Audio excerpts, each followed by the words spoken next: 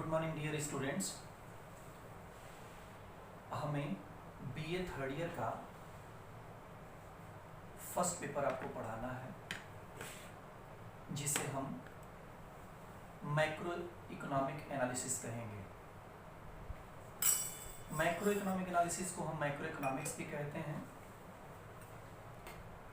Macro economics को start करने से पहले हम उसके सिलेबस पर आना चाहते हैं। आपका जो सिलेबस है वो 6 यूनिट में डिवाइड है। जो पहला यूनिट है आपका वो है इक्विलिब्रियम का,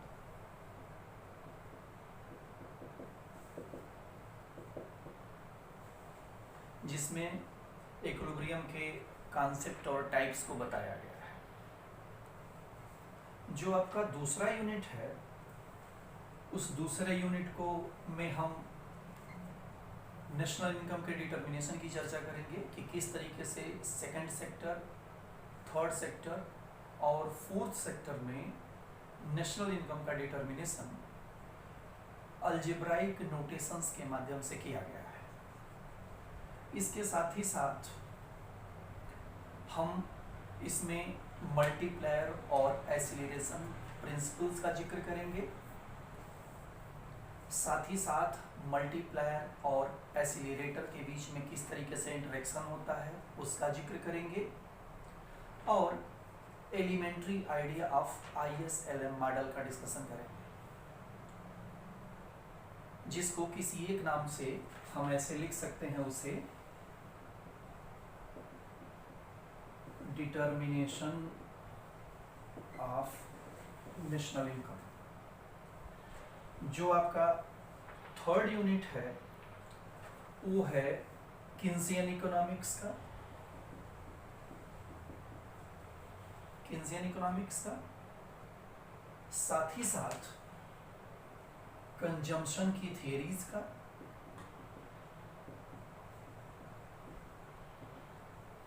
एंड लिक्विडिटी प्रेफरेंस फंक्शन का।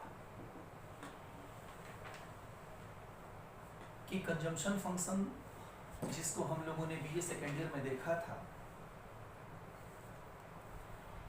कंजम्पशन फंक्शन क्या है और उसके बारे में उसके जो कंपोनेंट्स हैं APC, MPC, ये सारी चीज़ें, तो किस तरीके के डेवलपमेंट शॉर्ट रन और लॉन्ग रन को लेकर के हुए, इसकी चर्चा हम थर्ड यूनिट में करेंगे। जो आपका चौथा यूनिट है वो है इकोनॉमिक फ्लक्चुएशंस का, कि जो आर्थिक उच्चावचन है वो किसे कहते हैं, और ये आपका यूनिट हो गया 4, इकोनॉमिक फ्लक्चुएशंस का, जिसमें से हम ट्रेड साइकिल का जिक्र करेंगे कि ट्रेड साइकिल की थियरीज किस तरीके की हैं। 4 तरीके की थियरीज का जिक्र जनरली हम लोगों के कोर्स में किया गया है। एक तो मॉनेटरी थियरी जिसमें 2 है, हार्ट्रे-हेड का, और फिर नॉन मॉनेटरी थियरी जिसमें 2 है, हिक्स और सैमुएल्सन का। जो आपकी अगली यूनिट है वो है इकोनॉमिक डायनामिक्स का।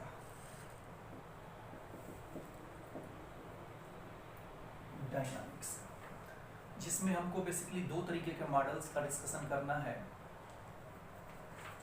पहला है क्लासिकल मॉडल और दूसरा है हैरोल्ड-डोमर मॉडल। ये केवल 2 मॉडल आपके सिलेबस में रखा गया है। और जो आपका 6th यूनिट है, लास्ट यूनिट, जो है इकोनॉमिक पॉलिसी का। लास्ट यूनिट में इकोनॉमिक पॉलिसी में हम 2 तरीके की पॉलिसीज का जिक्र किए हुए हैं। एक में है physical policy and monetary policy, और दूसरा है trade and exchange rate policy.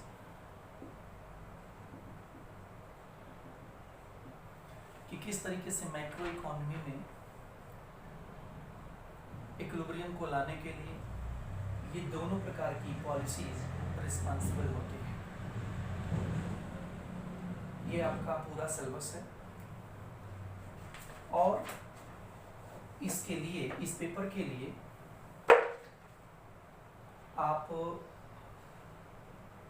कुछ बुक्स के नाम हम इस पर लिख दे रहे हैं, बाकी इसका जो डिटेल है वही कंटेंट के माध्यम से इसकी जो ब्रीफिंग है कि हम कहाँ से इस पेपर को स्टार्ट करेंगे, उसका ई कंटेंट हम आपको भेज देंगे, आप उसे देख सकते हैं।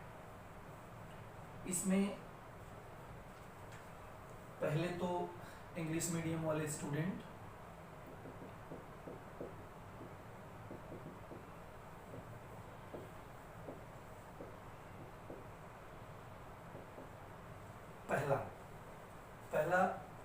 पहली बुक वो ले सकते हैं, मैक्रो इकोनॉमिक्स के नाम से आती है।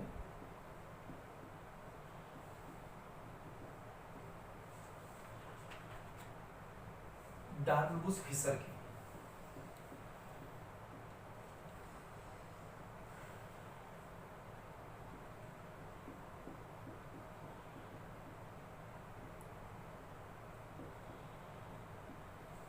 डार्नबुश फिशर के नाम से आती है पहली किताब। दूसरी किताब इसकी प्रिंसिपल्स ऑफ मैक्रो इकोनॉमिक्स,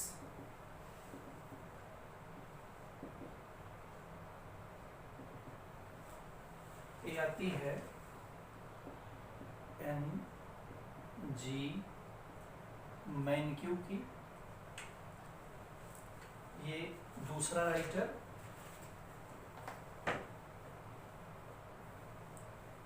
और तीसरा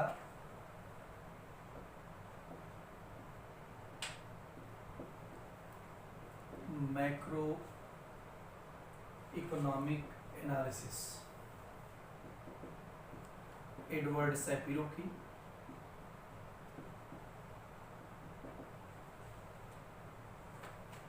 चौथी बुक आप देख सकते हैं, कंटेम्प्रोरी मैक्रो इकोनॉमिक्स।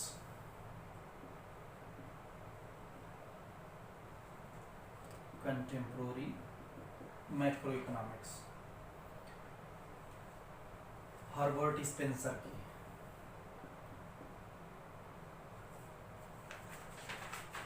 ये जो राइटर्स हैं वो फॉरेनर्स हैं। अब अगर हम इंडियन राइटर्स में देखें इसको, तो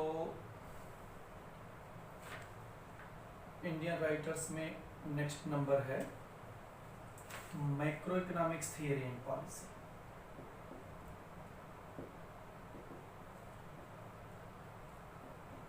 macro economics theory and policy आप देख सकते हैं DN द्विवेदी का।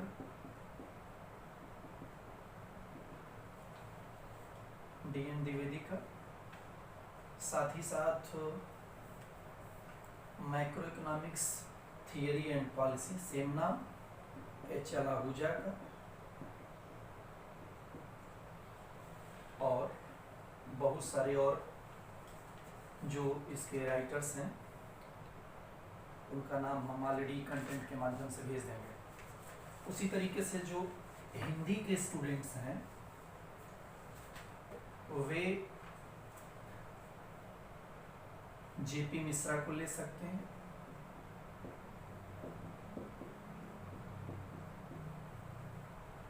उसी तरीके से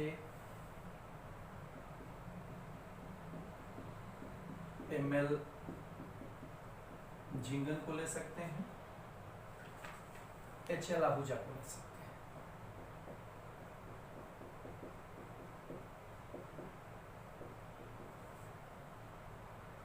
SM राव को ले सकते हैं।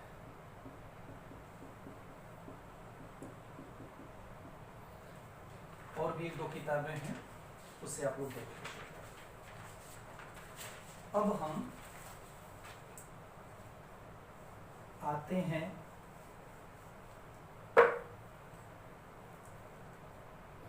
इकोनॉमिक्स पर।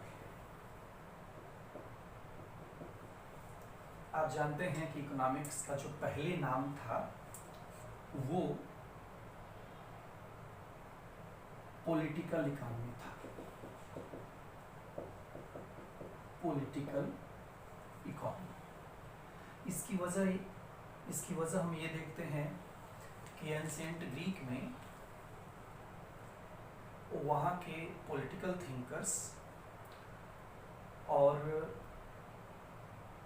वहाँ के फिलासफर्स ने इकोनॉमिक मैटर्स पर जो अपनी राय रखी, उसी कारण हम उन्हें पॉलिटिकल इकोनॉमी कहते थे।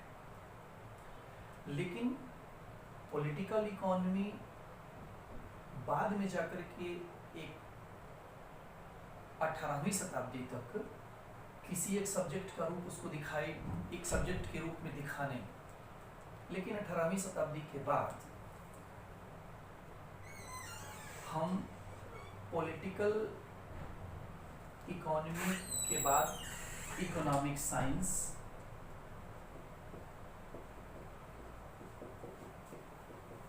और फिर इससे रिलेटेड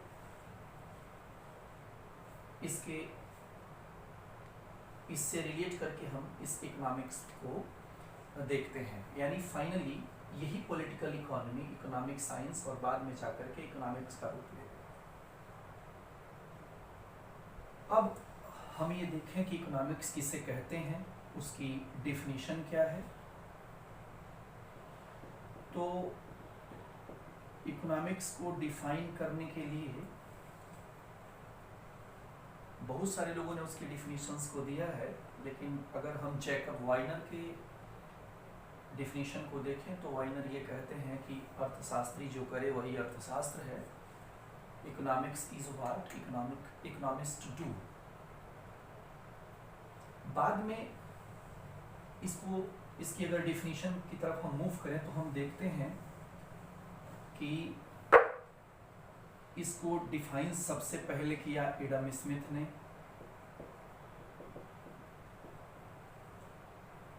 उन्होंने अपनी किताब जो लिखी 1776 में, an inquiry into the nature and causes of wealth of nations. 1776 में उन्होंने इकोनॉमिक्स को डिफाइन किया और कहा कि राष्ट्रों के द्वारा धन के कारणों की खोज और उनके प्रकृति की जांच करना, यानी जो उनकी किताब का टाइटल है उसी को कहते हैं कि इसकी ही स्टडी इकोनॉमिक्स है। और जिस तरीके के लोगों की जिस तरीके के लोगों की तरफ वो कल्पना करते थे, उसमें उनका कॉन्सेप्ट जो मैन का है, जिसमें हम मैन को सोशल न समझ करके इकोनॉमिक मैन कहते थे। एडम स्मिथ की डिफिनीशन के बाद 100 वर्षों के बाद 1890 में प्रोफेसर मार्शल ने अर्थशास्त्र को डिफाइन किया और कहा कि मनुष्य समाज में रहता है, वो सोशल है, इसलिए उसकी जो भी क्रियाएं हैं वो आर्थिक हैं। और उस क्रियाओं में उन्होंने कंजम्पशन और प्रोडक्शन का जिक्र किया और इकोनॉमिक्स को ऑर्डिनरी बिजनेस ऑफ लाइफ कहा। मार्शल के बाद मार्शल के स्टूडेंट पीगू ने अर्थशास्त्र को डिफाइन किया। पीगू के बाद प्रोफेसर रॉबिन्स ने डिफाइन किया 1932 में। उनकी अपनी एक बहुत चर्चित किताब and essay on the nature and significance of economic science 1932 में उन्होंने अर्थशास्त्र को परिभाषित किया। उसके बाद इसी क्रम में हम मेहता जी का नाम लेते हैं, अकेले सिंगल राइटर जो इंडियन थे, जिसमें उन्होंने आवश्यक विहीनता को लेकर के अर्थशास्त्र को डिफाइन किया और लास्ट में डिफाइन किया प्रोफेसर सैमुअलसन ने, जिसको हम डेवलपमेंट ओरिएंटेड डेफिनेशन के नाम से जानते हैं। अब इस तरह हम देखते हैं कि धीरे धीरे इन परिभाषाओं में आगे की तरफ जब मूव करते हैं तो हमको ये मिलता है कि किस तरीके से इकोनॉमिक मैन सोशल मैन के रूप में कन्वर्ट हुआ और धीरे धीरे हम डेवलपमेंटल डिफिनीशन की तरफ मूव करते हैं। अगर हम सबसे बेस्ट परिभाषा की तरफ जाएं तो हमको ये समझ में आता है कि सबसे बेस्ट डिफिनीशन रॉबिन्स की मानी जाती है, जो उन्होंने 1932 में दी, जिसमें वो इकोनॉमिक्स को कहते हैं economics is a science of choice. चुनाव का अर्थशास्त्र ही अर्थशास्त्र है, ऐसा करके उन्होंने उसको डिफाइन किया। और वो दो वर्ड का इस्तेमाल करते हैं, एक तो मीन्स की बात करते हैं और दूसरी इंड्स की बात करते हैं। इसको कहते हैं, इंड्स की हिंदी हम प्रयोग करते हैं साध्य और इसको यूज करते हैं साधन। तो कहते हैं कि जो हमारे इंड्स हैं वो असीमित हैं, अनलिमिटेड, और जो हमारे मीन्स हैं अर्थात हमारे जो साधन हैं वो सीमित है, लिमिटेड। तो हमारे सामने हमेशा ये प्रॉब्लम बनी रहती है कि हम किस तरीके से अनलिमिटेड इंड्स को लिमिटेड मीन्स से सेटिस्फाई करें। यानी कि हमेशा हमारे सामने एक चुनाव की समस्या बनी रहती है और चूंकि सर्टेन टाइम पीरियड में हमारी जो भी इच्छाएं हम उन्हें पूरा करने की कोशिश करते हैं, और यही जो मिसमैच है वो स्केर्सिटी को जन्म देता है, स्केर्सिटी को, सीमितता। स्केर्सिटी का मतलब हम ये कहते हैं कि ends is greater than means. अब अगर हम रॉबिन्स की डिफिनीशन की तरफ जाएं तो हमको ये समझ में आता है कि लास्ट में जो उन्होंने अपनी किताब का जिक्र किया उसमें इकोनॉमिक्स को साइंस कह दिया। तो दूसरा जो हमारा पैटर्न है वो यहीं से शुरू होता है, हमारा जो अगला मूवमेंट है वो यहीं से शुरू होता है कि किस तरीके से इकोनॉमिक्स को साइंस कहा गया। क्या इकोनॉमिक्स साइंस है या इकोनॉमिक्स आर्ट्स है? साइंस है तो साइंस में किस तरीके का साइंस है? क्या वो नॉर्मेटिव साइंस है या वो पॉजिटिव साइंस है? अगर हम नॉर्मेटिव साइंस की बात करें तो हम देखते हैं नॉर्मेटिव साइंस एक आइडियल की बात करता है, आदर्श की बात करता है, जिसमें मुख्य रूप से जो क्वेश्चन आता है नॉर्मेटिव साइंस के संबंध में देखने को जो हमको मिलता है कि यह क्या होना चाहिए, इससे संबंधित है, जिसके लिए हम इस को ऐसे देखते हैं व्हाट आर टू बी। ये इसकी बात करता है, यानी कि यह एक आदर्श की बात करता है।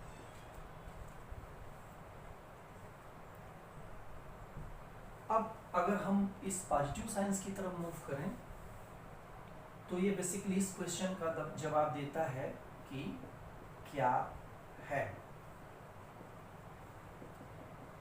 What is. यानी कि जो भी पोजीशन है, जो भी एक्चुअल स्थितियां हैं वो कैसी हैं। यानी जहां ये एक तरफ हमको आदर्श की बात करता है, जैसे झूठ नहीं बोलना चाहिए, चोरी नहीं करना चाहिए, उसी तरीके से एक्चुअल जो बिहेवियर है डेली लाइफ में उसकी चर्चा ये करता है। तो इन इकोनॉमिस्ट का जो ग्रुप रहा उसमें बहुत सारे लोगों ने नॉर्मेटिव साइंस कहा इकोनॉमिक्स को, कई सारे लोगों ने उसे पॉजिटिव साइंस कहा। रॉबिन्स जिनकी डिफिनीशन हम सबसे बेहतर मानते हैं, उन्होंने इकोनॉमिक्स को पॉजिटिव साइंस कह दिया। कि एक्चुअल जो पोजीशन है उसकी जिक्र ही वो करता है, और इकोनॉमिक्स की जो डिफिनीशन प्रोफेसर रॉबिन्स ने दी उसी वजह से इकोनॉमिक्स सोशल साइंसेज के और सारे सब्जेक्ट के कंपैरिजन में अलग हो जाता है। अब अगर हम आर्ट्स की जिक्र करें तो आर्ट्स को डिफाइन करते हुए कहा जाता है कि जो अर्थशास्त्र है वो आर्ट है। आर्ट की मीनिंग ये है कि जो मानव के व्यवहार का अध्ययन करता है, व्यवहार में लगातार परिवर्तन आते रहते हैं, इसी कारण बहुत सारे लोगों ने उसे कला कहा। कई सारे लोगों ने उसको ऐसे कह दिया कि इकोनॉमिक्स पहले आर्ट है बाद में साइंस है। अब अगर हम ये कहें कि जो डिफाइन किया गया तमाम सारे अर्थशास्त्र को तमाम सारी विधियों के द्वारा, उसमें किस तरीके के मेथड्स का इस्तेमाल किया गया, तो हम जनरली देखते हैं दो तरीके के मेथड्स का जिक्र किया जाता है। पहला डिडक्शन मेथड,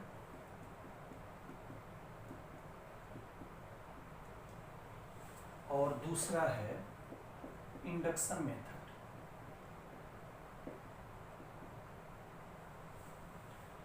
डिडक्शन मेथड, जिसकी हिंदी हम कहते हैं निगमन विधि, और इसको कहते हैं आगमन विधि।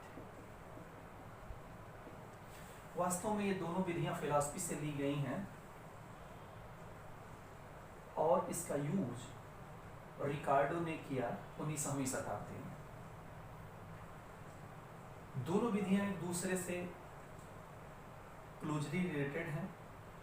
किसी भी कंक्लूजन पर जाने के लिए हम इन दोनों विधियों का यूज करते हैं, लेकिन डिडक्शन मेथड इंडक्शन की तुलना में ज़्यादा इम्पॉर्टेंट है। अब अगर हम देखें कि डिडक्शन मेथड किसे कहते हैं, तो डिडक्शन मेथड को डिफाइन करते हुए कहा जाता है कि जब हमारा मूवमेंट जनरल स्टेटमेंट से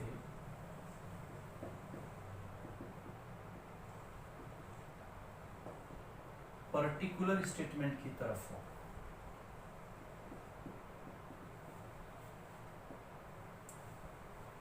यानी इसको शॉर्ट में समझने के लिए हम ऐसे लिख सकते हैं फ्रॉम जी टू पी। इसको ऐसे कहा जाता है कि जैसे सभी मनुष्य मरणशील हैं, राम एक मनुष्य है, तो हम ये कहते हैं कि राम भी मरणशील होगा। एग्जाम्पल इसका अर्थात से ऐसे ले सकते हैं कि यदि सभी वस्तुओं के दाम गिर रहे हैं, हम कहते हैं कंप्यूटर एक वस्तु है, तो आप कहते हैं कि कंप्यूटर का भी दाम गिरेगा। ठीक इसकी उल्टी जो डिफिनीशन है वो है इंडक्शन मेथड की। इसमें मूवमेंट का पैटर्न कुछ इस टाइप का, पर्टिकुलर स्टेटमेंट से जनरल स्टेटमेंट की तरफ, यानी कि अगर हम इसे थोड़ा चेंज कर दें तो इंडक्शन मेथड डिडक्शन में चेंज हो जाएगा।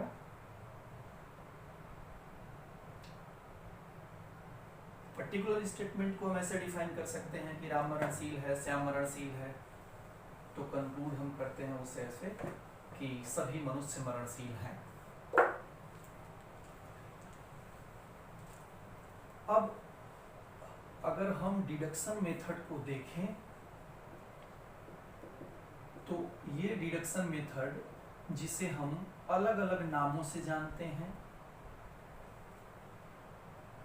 इसको logical method, mathematical method, abstract method, इन नामों से जानते हैं। ये डिडक्शन मेथड दो टाइप का, इस डिडक्शन मेथड के दो वर्जन हैं।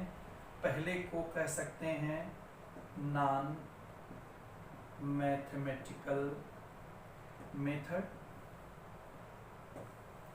और दूसरे को कहते हैं मैथमेटिकल मेथड। इस मेथड का use classicals and neo classicals में किया। लेकिन ये जो मैथमेटिकल मेथड है इसका बहुत हद तक यूज पेरेटो, कुर्नो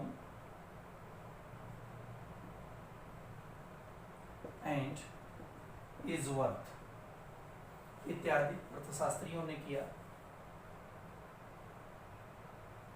ठीक इसी तरीके से अगर हम इंडक्शन मेथड की तरफ मूव करें तो इंडक्शन मेथड, इसके भी दो नाम,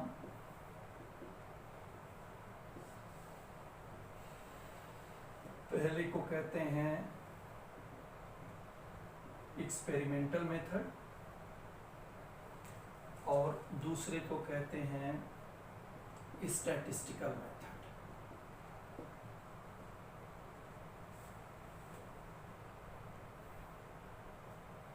इसके भी दो part, experimental method and statistical method.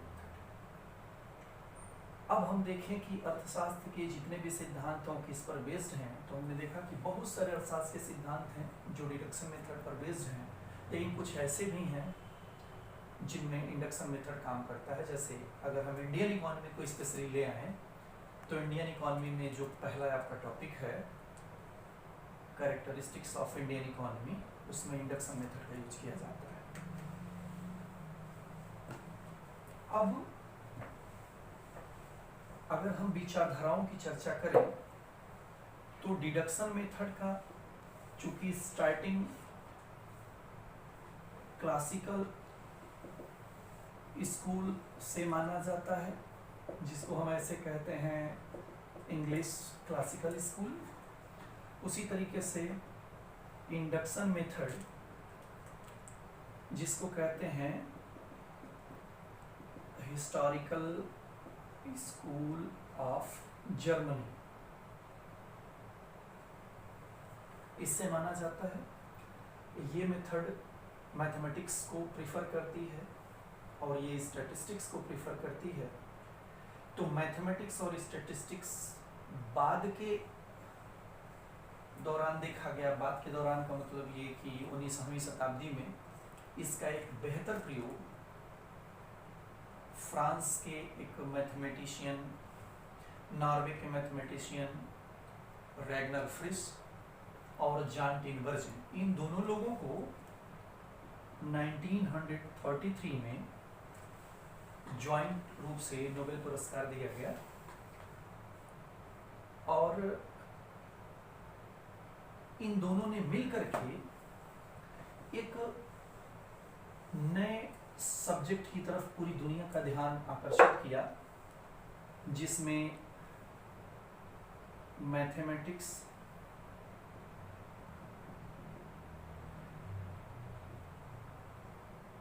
Statistics और इसको जोड़ा इकोनॉमिक्स से, और ये जो हिस्सा है इसको कह दिया इकोनोमेट्रिक्स।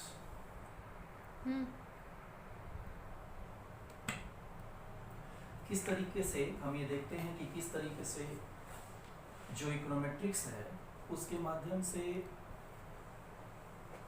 हम किस तरीके से इकोनॉमिक इंटरप्रिटेशन कर सकते हैं थ्रू मैथमेटिक्स एंड स्टैटिस्टिक्स। यानी कि तमाम तरीके के रिग्रेशन मॉडलों की सहायता से हम इसका एप्लीकेशन देख सकते हैं इकोनॉमिक्स के फील्ड में। और अगर हम इन्हीं दोनों के साथ साथ यहाँ साइकोलॉजी लिख दें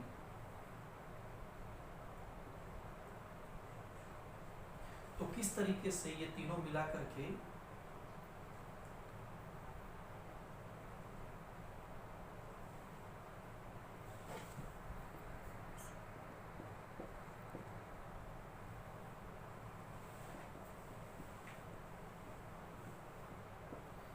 किस तरीके से मैथमेटिक्स और स्टैटिस्टिक्स जब साइकोलॉजी के साथ मिलते हैं तो साइकोमेट्रिक्स, जियोलॉजी के साथ मिलते हैं जियोमेट्रिक्स, सोशियोलॉजी के साथ मिलते हैं सोशियोमेट्रिक्स। यानी कि इस मैथमेटिक्स का, स्टैटिस्टिक्स का जो यूज किया गया, इनके यूज के ज़्यादा होने से सोशल साइंस में जिनके साथ हो लगा, उस तरीके की तमाम उससे रिलेटेड बहुत,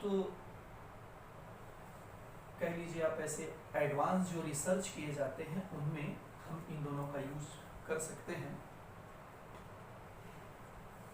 अब तक जो कुछ हमने चर्चा की वो इकोनॉमिक्स के बारे में एक जनरल चर्चा की कि किस तरीके से हम इकोनॉमिक्स को पढ़ते हैं, इकोनॉमिक्स में किन किन तरीके मेथड्स को यूज करते हैं, इकोनॉमिक्स साइंस है या आर्ट्स है, किस तरीके से मैथमेटिक्स और स्टैटिस्टिक्स किसी सब्जेक्ट के साथ मिल करके एक नए सब्जेक्ट की तरफ पूरी दुनिया का ध्यान दिलाते हैं। अब इसके बाद हम अपने नेक्स्ट वीडियो में मैक्रो इकोनॉमी की तरफ मूव करेंगे और इससे रिलेटेड जितनी भी चीज़ें अब तक हमने आपको बताई हैं, उससे संबंधित जो मैटर्स हैं वो ई कंटेंट के माध्यम से आपको भेजते हैं।